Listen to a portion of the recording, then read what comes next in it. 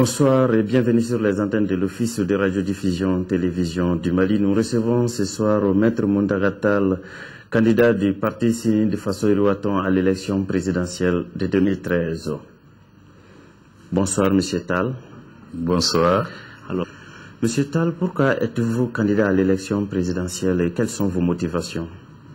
Permettez-moi d'abord, après avoir remercié le bon Dieu de nous avoir donné cette occasion, de saluer celles et ceux qui nous écoutent ou qui nous regardent. Et de dire que s'il n'en tenait qu'à moi, on aurait fait cette émission dans une de nos langues nationales. Mais enfin, les règles du jeu sont fixées et je les respecte.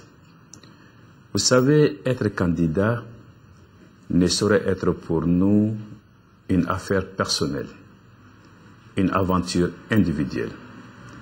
Il s'agit de porter un idéal partagé avec de nombreux autres de nos compatriotes.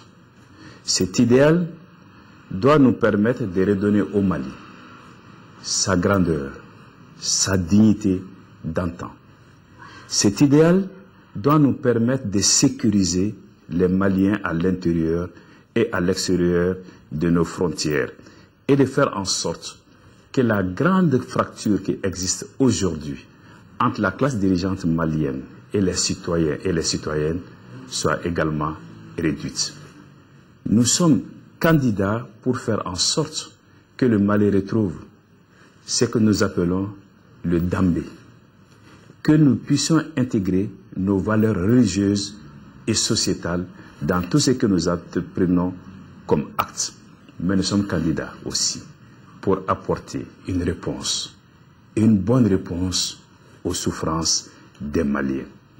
Tout cela s'appuie sur une expérience depuis 20 ans dans les affaires publiques et aussi et surtout sur ma passion pour mon pays, pour ma passion pour le Mali, auquel j'ai tout dédié depuis mon adolescence. Voilà le sens de notre candidature. Monsieur Tall, quels sont aujourd'hui vos axes prioritaires pour sortir notre pays de cette situation sociopolitique et économique? Vous savez, être président de la République impose beaucoup de charges. Il devrait s'agir, dans tous les cas et pour tous, d'assurer, encore une fois, la sécurité des Maliens. Comment? Par une loi de programmation militaire que personnellement j'ai proposée depuis 1994, écrite mais qui n'a jamais été entendue.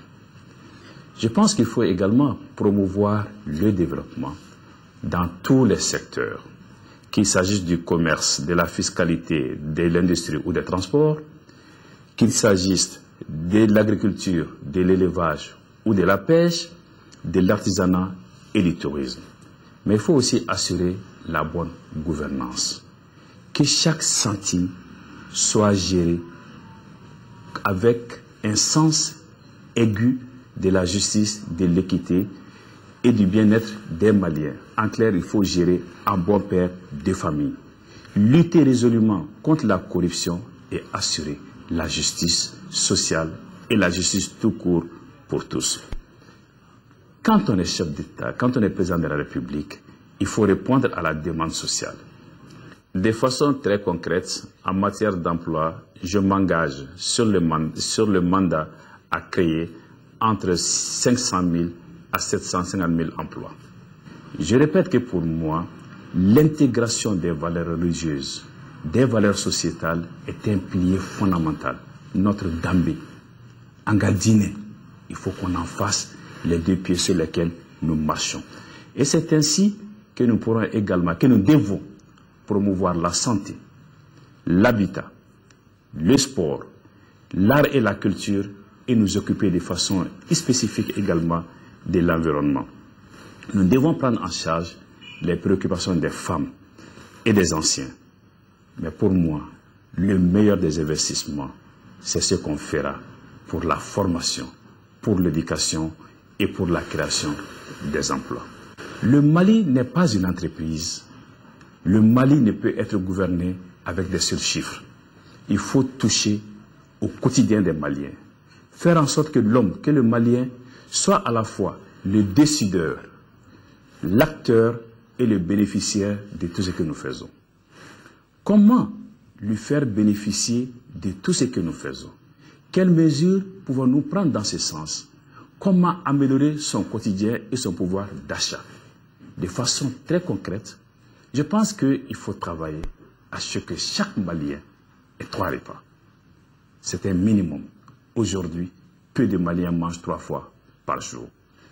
Si demain, Dieu fait que je suis président de la République, je voudrais rapidement prendre des mesures pour réduire les prix d'un certain nombre de denrées de première nécessité. Je parle du riz, de l'huile, du sucre, de la viande, du poisson, du lait, du gaz, de l'eau et de l'électricité, des transports et aussi des engrais. Ces mesures doivent être rapidement prises. Il faut également augmenter les salaires si on veut que tout cela soit bien accompagné. Voilà des mesures très concrètes que j'appliquerai au cours du mandat. Envisagez-vous une refonte des textes de base du Mali et comment comptez-vous le faire? Vous savez, il faudrait que par un processus participatif, que nous puissions voir ce qui a marché et ce qui n'a pas marché et voir quelle est la part des textes là-dedans pour les refonder. Oui, ces chantiers, je l'ouvrirai de façon consensuelle et participative. Monsieur Tall, votre mot de la fin? Mon mot de la fin est qu'il est important que nous puissions travailler, en tout cas si je suis élu, c'est ce que je ferai immédiatement, à penser toutes les blessures, à réconcilier les Maliens, à faire en sorte que nous puissions ensemble regarder vers l'avenir. Voilà la priorité des priorités aujourd'hui. C'est à ce prix et à ce seul prix qu'on peut se donner les moyens de réaliser tout ce que je viens de dire. Mais vous m'interrogez pendant que nous sommes en plein hivernage. Je voudrais souhaiter pour toutes les Maliennes et tous les Maliens, surtout pour ceux qui sont dans le secteur de l'agriculture, de l'élevage, un très bon hivernage. Prions ensemble Dieu pour qu'il en soit ainsi, parce que de l'hivernage dépend le sort des millions de Maliens. Je voudrais prier aussi pour que le mois de Ramadan se passe au mieux pour chacun d'entre nous. Que Dieu nous donne les moyens de pourvoir aux dépenses que ce mois sacré, que ce mois béni nous impose. Enfin, je voudrais que chacune et chacun d'entre nous s'implique fortement pour la bonne tenue des élections, que chacun y participe et enfin je souhaite que le Mali ait enfin le président qu'il mérite pour son bien et pour le bien des citoyens maliens. Je vous remercie. Merci, M. Tall.